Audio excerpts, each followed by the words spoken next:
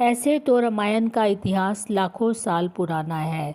रामायण की कथा के अनुसार श्री राम का जन्म त्रेता युग में हुआ था, जो कि विष्णु के 7वें अवतार माने जाते हैं। कुछ लोगों का यह प्रश्न है, यदि श्री राम का जन्म त्रेता युग में हुआ था तो उससे पहले सतयुग में लाखों ऋषि मुनि कैसे श्री राम नाम का जाप किया करते थे? क्या उस समय कोई और राम थे? इसके अलावा मीराबाई, जो कि श्री राम के जन्म से पहले से ही कृष्ण भक्त थी, वो हमेशा यही भजन गाती थी, पायो जी मैंने राम रतन धन पायो। वो कभी ये नहीं कहती थी पायो जी मैंने कृष्ण रतन पायो।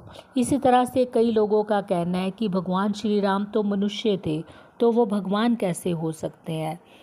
इसी तरह से हमारे महान संत कबीर जी, जो कि वाराणसी के उच्च कोटि के संत थे, उनको भी कुछ प्रश्नों का सामना करना पड़ा।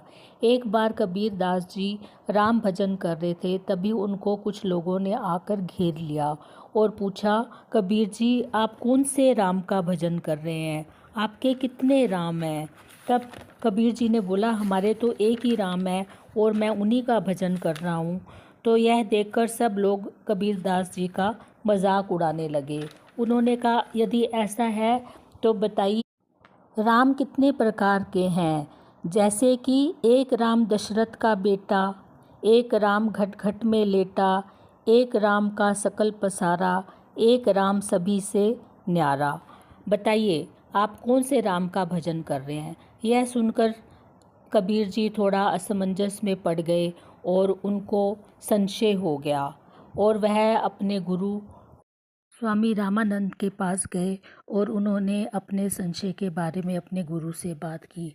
तब उनके गुरु ने बोला, जिसकी आंख पर जैसा चश्मा होता है उसे ईश्वर वैसा ही दिखाई देता है। जो राम दशरथ का बेटा है वही राम घट घट में लेटा है।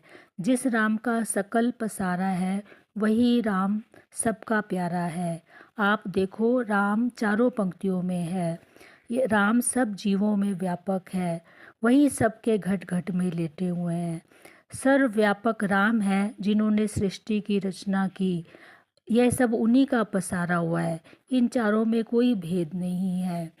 तब कबीरदास का संशय थोड़ा ख़त्म हुआ और वह अपने गुरु को धन्यवाद देकर आ गए और फिर से राम भक्ति में लीन हो गए। एक दिन फिर से वो अपना भजन कर रहे थे, वही लोग वापस आए और उन्होंने फिर से बोला, कहो कबीर जी, पता चला आप किस राम की पूजा करते हैं और आपके कितने राम हैं। तभी कबीरदास ने कहा कि तुम अपना क्वेश्चन दोहे की तरह से करो, जैसे पहले किया था, तो मैं तुम्हारा जवाब भी दोहे में ही दूंगा। तब उन्होंने फिर से बोला, एक राम दशरथ का बेटा, एक राम घट घट में लेटा, एक राम का सकल पसारा, एक राम सभी का प्यारा। तब कबीरदास जी ने कहा कि मैं तुम्हारा जवाब भी दोहे की तरह से ही दूंगा। तो बताओ, एक बाप तेरी दादी का बेटा, एक बाप तेरा बुआ का भाई, एक बाप तेरी माँ का पति, एक बाप तेरी नानी का जवाई। बताओ तुम्हारे कितने बाप हैं मेरे भाई? यह सुनकर वो लोगों ने बोला कि हमारा तो एक ही बाप हुआ। तब कबीरदास जी ने कहा, वही राम दशरथ का बेटा, वही राम घट घट में लेटा, वही राम का सकल पसारा, वही राम सबका न्यारा। तो हमारा राम भी एक है। इस बार कबीरदास जी ने ठान लिया था कि वह राम का अपमान नहीं सहेंगे। तो कई बार भगवान के भक्तों को इस तरह की परीक्षा में भी पास होना पड़ता है। So this is the trending story which is going on nowadays. I hope you would like it. Thank you so much.